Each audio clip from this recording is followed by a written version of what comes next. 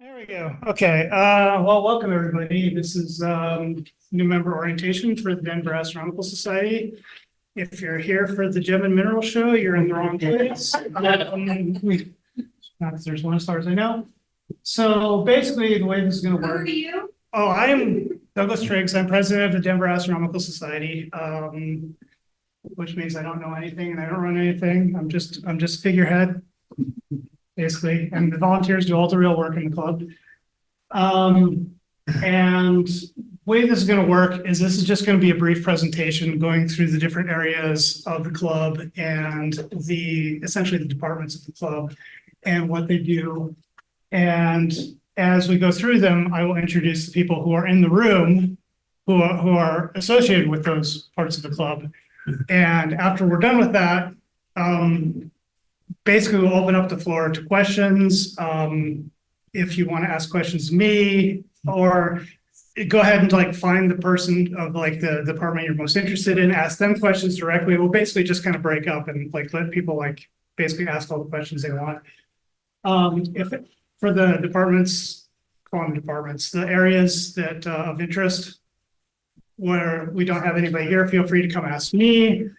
Often I'll know the answer. If I don't, I'll know who to point you to. I'll be able to give you contact information. We also have Dina brought for those the handouts. Is that just 25 for tonight? Yes. Okay. So we're not getting into tomorrow's inReach. No, you're Good. not. Okay. We also have some intro to astronomy handouts that Dina brought that are produced by the Astronomical League. Which, if you want to if you're just a beginner and just kind of want to know some more things about it, how to observe, what kinds of things you can observe, things like that. They're a really good introductory kind of resource. So without further ado, I'm just going to go ahead and get started. Is this focused? Yeah, there we go. So, welcome. So Denver Astronomical Society is 75 years old.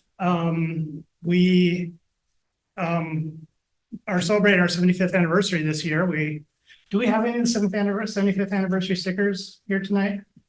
Or are we out? I don't see any over there. No, I don't think we have any on here. Oh, I got a bucket of buttons back here. Let me check. Yeah. So we do have some stickers. We do have some buttons. But apparently we don't have them with us tonight, unfortunately. So much for that. We are a very large club. We're one of the largest clubs in the United States. We have 1,200 members. I think we're the largest club in the Astronomical League, which does not include all the clubs in the United States. There's a couple different, there's also the Astronomical Society Pacific, which is a different league from the Astronomical League. Obviously we have some of the members are professional astronomers down to kids and people who have never looked at the sky. Well, okay, everybody's looked at the sky, but maybe never looked at their telescope. We have regular scheduled meetings once a month. It was two weeks ago, or about a week and a half ago is our general meeting, our next general meeting. We do not have a general meeting next month because instead we have an auction, which we have annually. We have this year we're doing two. We're doing one online for some of the big items, but we're also going to do an in-person auction / swap meet here at Chamberlin Observatory, which is this is the 19th of October, I believe. Anyway, check your email. We send out announcements in your email. Everyone should be getting those. If you're not, let me know. We'll figure out what's going on so you're not getting your announcements. Obviously, don't be afraid to ask questions. We're always looking for volunteers. The more volunteers, the better. Makes it easier for everyone. Makes it better for the club as a whole. Did he actually say that? No.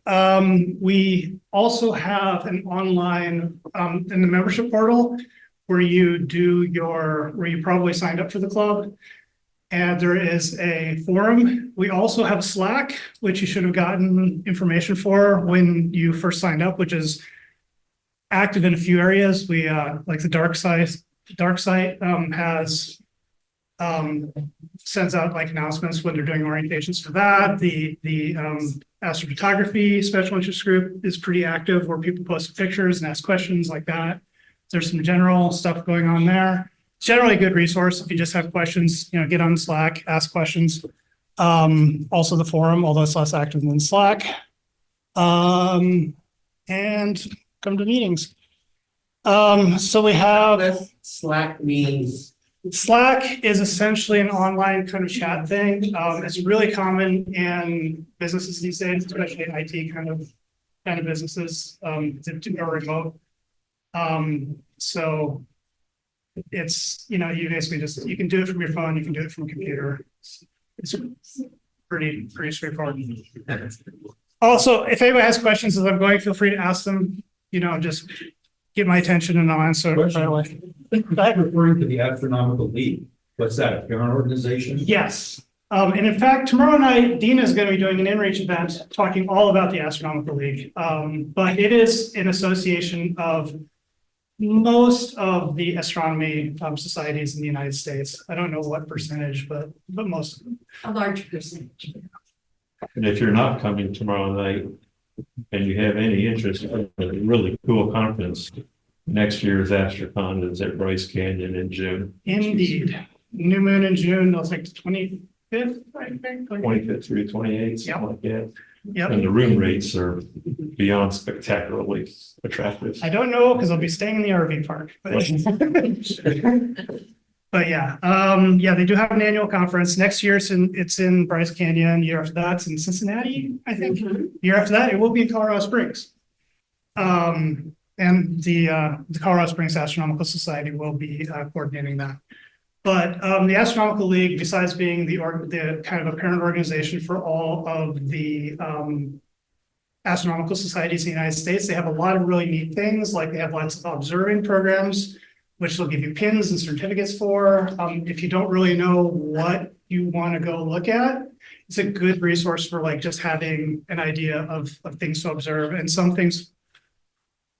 And I'll be trying to record that tomorrow night too. So if you can't come back tomorrow night, I'll try to get it recorded on Zoom and put it on our YouTube channel. So do try to come back tomorrow night so you can ask questions, but we're trying to record tonight and tomorrow night so we can get it on our YouTube channel.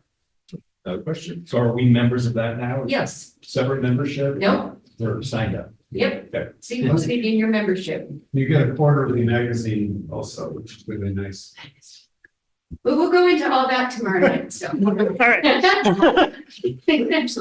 All right. Oops, let's do this. I went too far. So for these sorts of things, we do open houses once a month here at Chamberlin Observatory, where people or members of the club will set up scopes on the lawn. If you have like questions about, if you have a scope that you have and you want to know how to use it, bring it. We'll help you set it up and help you show you how to use it. If you just have questions, come look through our scopes. If you have questions about scopes, come and ask questions. These are the sorts of topics we talk about. If you're like curious about how to find things, maybe you were out there when Steve was giving a demonstration of how a tow rod works. This is the most useful thing you'll probably ever have for your telescope. It's better than a finder scope, but that's a whole different topic. So we do have a loan program. So if you want to borrow a telescope, that is in fact available for members. How long? You have to be a member for 3 months, I think. Yes. Well, once you've been a member for 3 months, you can basically for free borrow a telescope. And our quartermaster is the coordinator for that. He's not here tonight. So I don't think he's here. Is Kevin here? No. Okay. It's not. So if you have questions about that, come ask me. But this is a good resource if you just want to kind of try things out before you buy a scope. But if you have questions about scopes, obviously, we're here to answer them. Do you have the email address for them? Don't think so. It's scope loans with an X at the end at denverastro.org. Also, if you go to the denverastro.org website and you like go through all the sections, all of this is on the website. So you just need to like go for the part you're interested. Everything in this presentation, there'll be a section on the website where you can go find it. There's a section for the loaners, there's a section for scholarship, for all the different things. So we also have the dark site out in Deer Trail, which is most of the way to Lyman on by 70. We do mostly people go out there during the new moons when it's dark. You do to go out there. We do require that you do an orientation. It's pretty straightforward. You like find out the codes, find out like what sorts of the rules basically as far as like last person out has to like close everything up, and all sorts of things like that. There are a couple telescopes out there, which sometimes people have to be out there operating that you can look through. You can bring your own telescopes. And the coordinator for that is Greg Wimpy, who is here with us tonight. Well, size can see me. I'll stand next to you. Hi. Feel free to ask me questions after the presentation. Okay. And down south, if you're down in Parker or Lone Tree or someplace down there, we also have a we also have a site down where we coordinate with Douglas County at Sandstone Ranch, where we also do events down there, generally at the new moon. That's in coordination with Douglas County. So if you remember Douglas County, it's much easier to get reservations for those events because obviously the Douglas County wants Douglas County people to participate. But if you're a DAS member, there's also slots for them for anyone in the Denver area. There's still any slots? Depends, for the. Not for this, it's next weekend and they're all taken for right now, but I will be emailing everyone and saying, hey, if you can't come, let me know so I can take you off the list and move some people off the wait list. Are the Douglas County slots still have space or just the DAS? They're both all full. Both full, okay. The contact for that is Dina. So for those of you who've heard me but not seen me, that's me. Yeah, and I'm planning to be out on the South Steps after the presentation to talk to you about Sandstone Ranch, and I can also answer some questions about the Astronomical League for those of you who have questions about that. So what's the slots? Just parking? Capacity, yeah. Last time I had a few too many people out there. People brought people with them, and we had a little bit of trouble with too much light, and it ruined some people's night vision when people were leaving. So I have to limit it so that we don't overrun parking and that sort of thing. So yeah. Yep. And Dina, you might want to mention that if they become a Douglas County volunteer, Yes. they get admission into any of these. That's one of the things I'm working on too. I've been having an event down there once a month because I have a lot of hats in this club. And it's hard for me to get down there more than once a month. But if I can recruit some other volunteers to get up to speed down there and help me, we could have these events more frequently than once a month.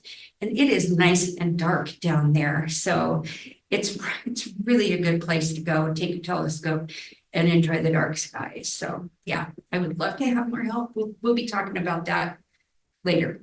So thank you. All right. So we also have the ASIG, Astrophotography Special Interest Group. We meet twice a month on Zoom. We don't meet in person. The contacts for that are Tommy Leese and Greg Fogarty. I don't think either of them are here tonight. You can also talk to me about that because I've been fairly active in that for, well, almost as it's existed. But if you're interested in astrophotography, if you're a beginner, you're welcome to come to the meetings. We also have, we have a range of people there from extremely high level to pure beginners, and also I do run a astrophotography imaging program, which is, it's sounds much more fancy than it is. Really what it is you just take pictures, you send them to me, you tell me when you took them, and any sort of pictures are welcome for that, from like basic, like cell phone pictures would count. You take pictures of the night sky. There's a program for that. I mean, I would suggest trying to get good pictures with your cell phone, but with modern pixel cell phones, it's actually possible. I've seen some pretty nice astrophotography taken with cell phones, but from that all the way up to people who have expensive professional rigs, there's just a range of people there. And the best way to, like regular astronomy, the best way to learn, you know, if you're interested in that sort of thing, is talk to people who do it, and they'll share hints, tips, you know, and ideas. And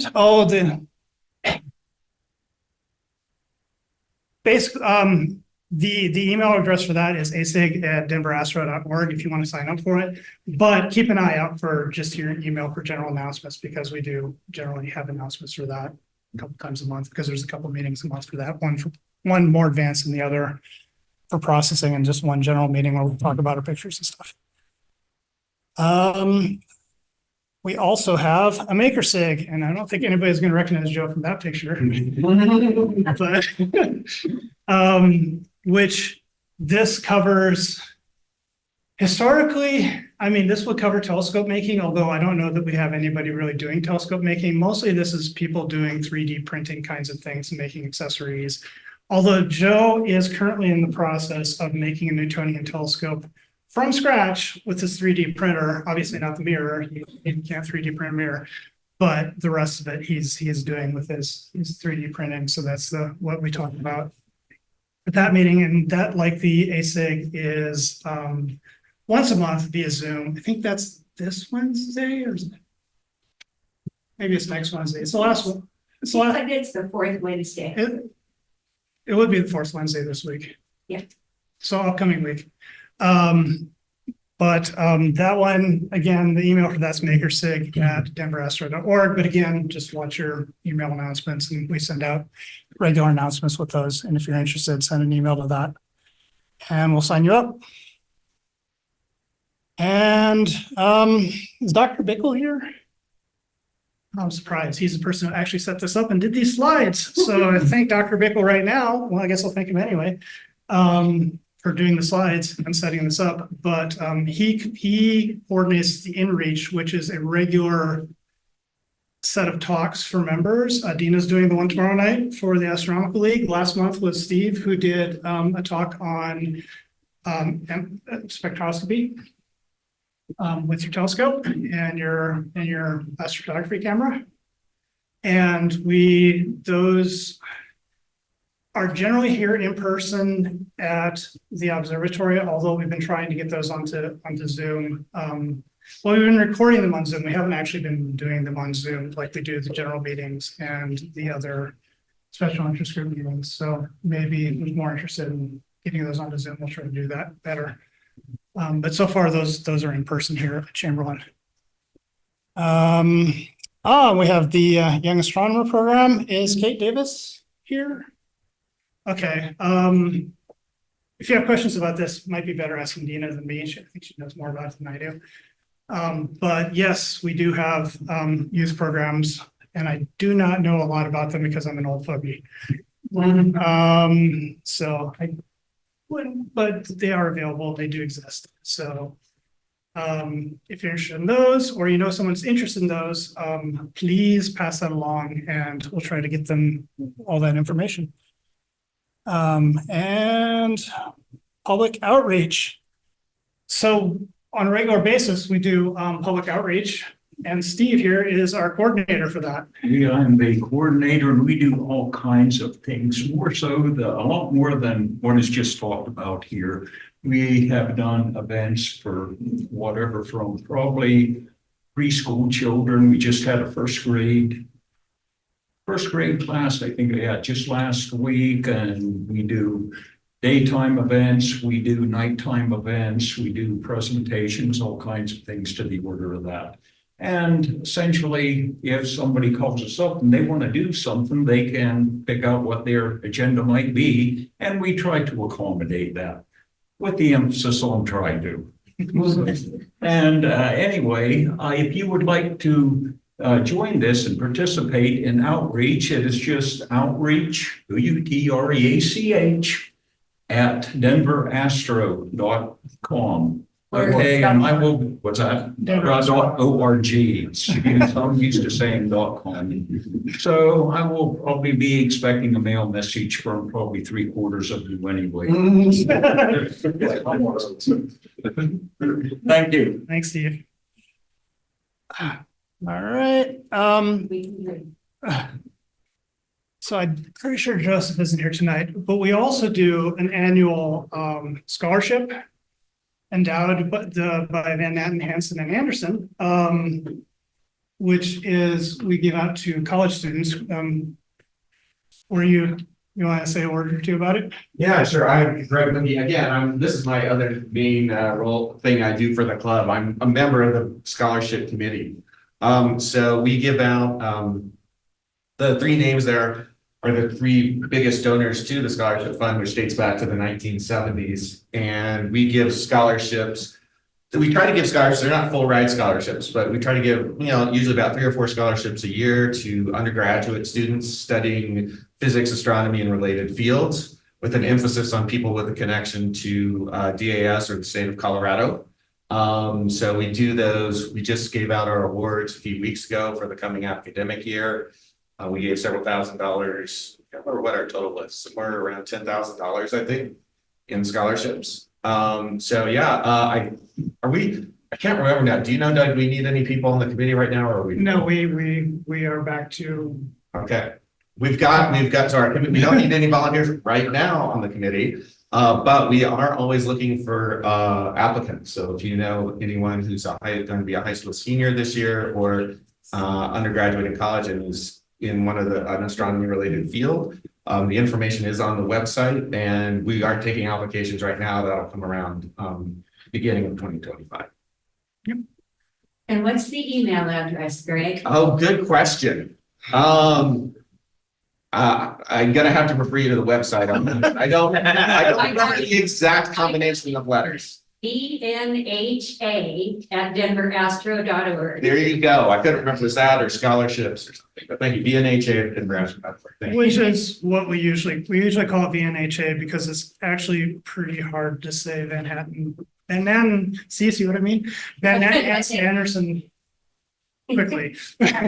Who is Van Natten, Hansen, and Anderson? So these are Van Natten, Hansen, and Anderson. I don't remember their first names, but they were members of the Denver Astronomical Society who left money to the club expressly for the purpose of doing the scholarship, which is why it's named after them. It sounds like a law firm or something. Originally it was Van Natten, but then Hansen gave more money, so he got added on. And then Anderson gave more money. That was like pretty recent. 2 years ago. Yeah. Okay. So the name might just keep getting longer. If you want to be immortalized, leave it. I'm not sure what we'll do if we have 20 names on it. You need a target donor so it actually spells something eventually. Anyway, that's the last slide. There's one slide that's not on here that probably should have been, that I realized is not there, and that is Chamberlin Observatory itself. This is, you got a question? Can they say a few words about the public net program? Is that okay? Sure. Ken's Wow. here too. Yeah. Let me give you an introduction, and then you guys can do it. So this it's 125, 130 years old. This observatory is 130 years old. It's owned by the University of Denver. How old is the scope? 130. Okay, because I thought the observatory was slightly older.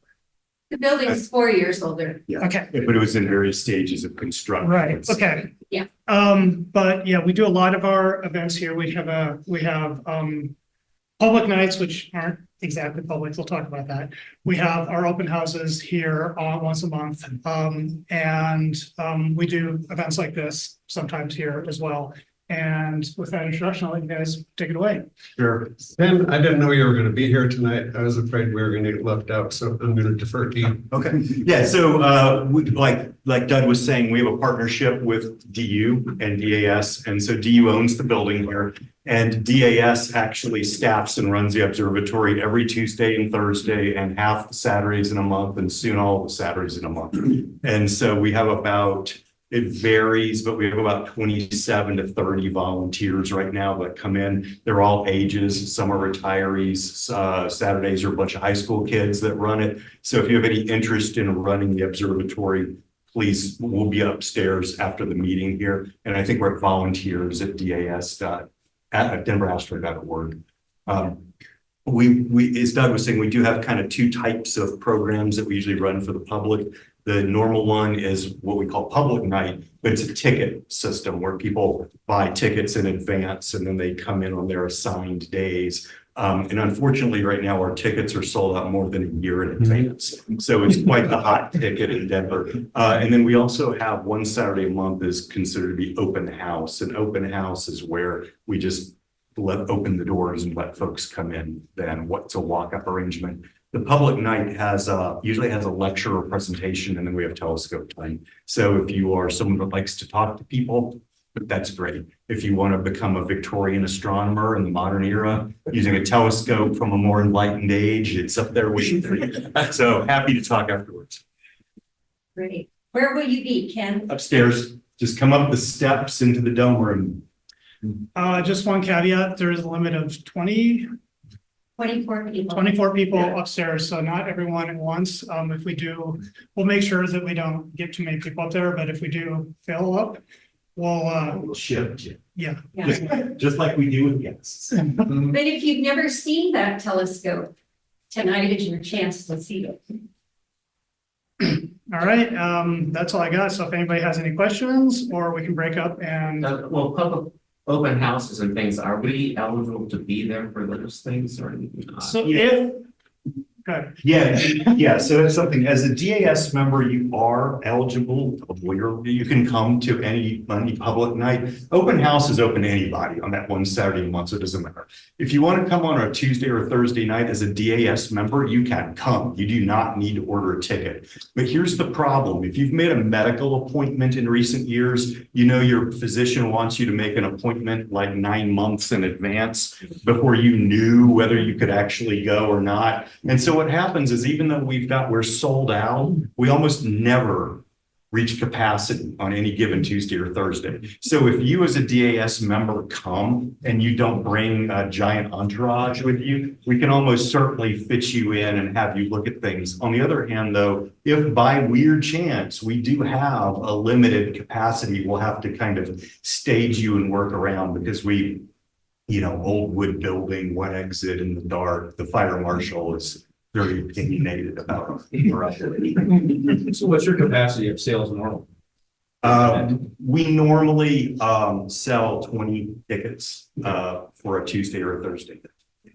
And then on open house, we allow at any given moment 15 to 20 guests to go upstairs. We have to have room for the team and things like that. Another question. You could come up and tell us a little bit about Douglas County. You expect, is there an observatory? Is there bathrooms? Is there food? Well, What do we do? now, I assume you're gonna have questions for different people, so if you don't mind, you can circulate around and ask questions here and then come out and see me outside. Would that be all right? Unless everybody wants to hear about it. How many people want to hear about it? Okay, all right.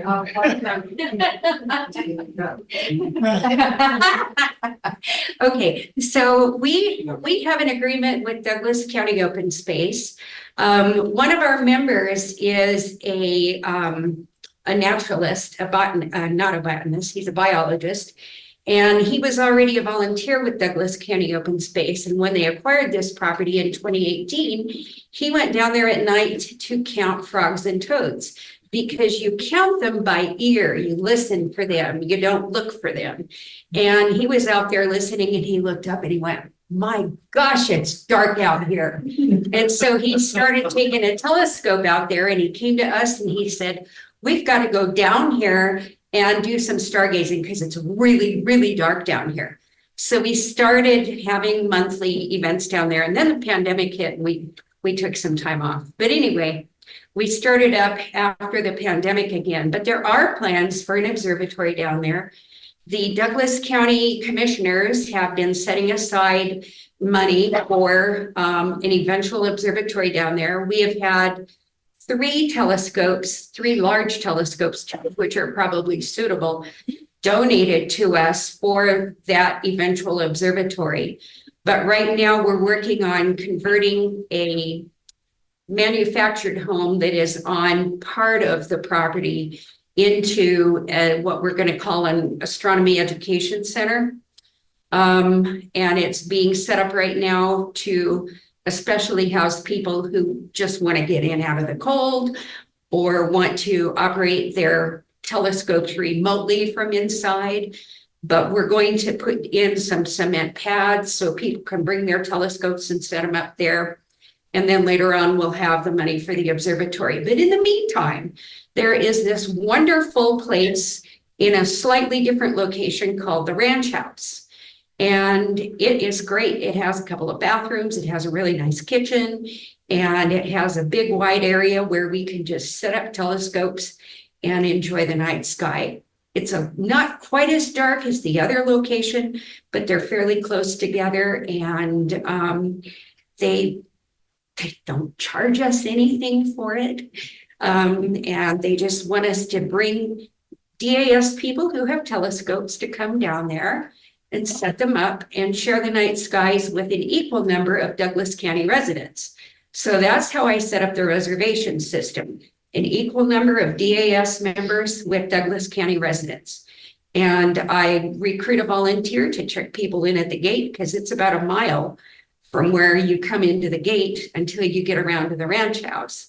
So somebody checks you in and you come drive to the ranch house and I help you get all set up there. We spend the evening observing and it's a beautiful property. There's wildlife there. I've seen a lot of deer and elk. Somebody saw a moose there a couple of months ago. Fortunately, I haven't encountered the bears or the mountain lions. They tell me they're there, but I'm fine without seeing them. But yeah, it's a wonderful place. I really, really would love to have people who have enough experience to help out, sign up, and also become volunteers with Douglas County so that we can expand this program. That's the goal. They want it to become a regular program on a more regular basis. So if you especially live down toward the south end of the metro area, I would love to talk to you. I'm planning to have set up a Zoom meeting or 2 or 3 to talk to people who want to be volunteers so we can get the ball rolling on this over the winter. So like I said, I'll be out on the south steps here when you finish this up. Any other questions about it while I'm standing up here? Okay, all right, good, thank you. All right, I think that's all we got. Feel free to, we're gonna set up some scopes down on the lawn. Oh, great. Did you bring something, Steve? No, I did Well, not. I got a scope. I guess everybody will be looking at my scope. And Karen will be running the scope upstairs. So Quick question related to the loaner scopes. Yeah. Are they intended to like borrow from here and just take out to the lawn or people take? no, you take them someplace dark, hopefully, yeah. Bring it to Sandstone Ranch. You're not gonna see a whole lot from out there. Because it's in the middle of the city, so there's a lot of life. But they're stored here. No, they're stored at our storage facility, which is more towards the tech center somewhere. But yeah, basically, we'll set it up for you to pick it up once you get reservation. Go ahead. What was the device you were talking about that you put down? Oh, Torad? Well, if you're a hunter, you might know what a reflex sight is. That's what this is. It's basically a reflex sight with and you set it up on your scope, pointed in the same direction as your scope, and it's got essentially kind of a target pattern on it at 1 degrees, 2 degrees, or 4 degrees. I think so. Half degree, 1 degree, and 4 degrees in diameter. Yeah, okay. Anyway, so you can like basically use it to, you know, so when you do a lot of visual observing, you know, you learn the constellations and so forth, and like, so you can use it with a star map and, you know, if you're about 4 degrees from that star and you like have a wide angle eyepiece, and it's basically a finder scope. And it's a lot easier to use than a finder scope where you got your eye in just the right place and doesn't give you much of the field of view. And whereas this thing, you can like keep your eyes open and look at the sky and know what you're looking at. Oh, yeah, and don't forget the handouts. Yeah, I think I have 24, 25 sets. These are for, if you're a real beginner, this will be really helpful to you. There's 8 pages of stuff from the Astronomical League that is real good for beginners. If you're not even a beginner, but you know, you're just really getting started, it'd be good for you. You know, if you can share with someone, obviously there's way more than 24, 25 people here. That'd be great. And in the back there, I included a sky map for September.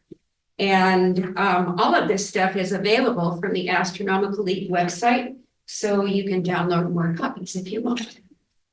So, can I? Quick question.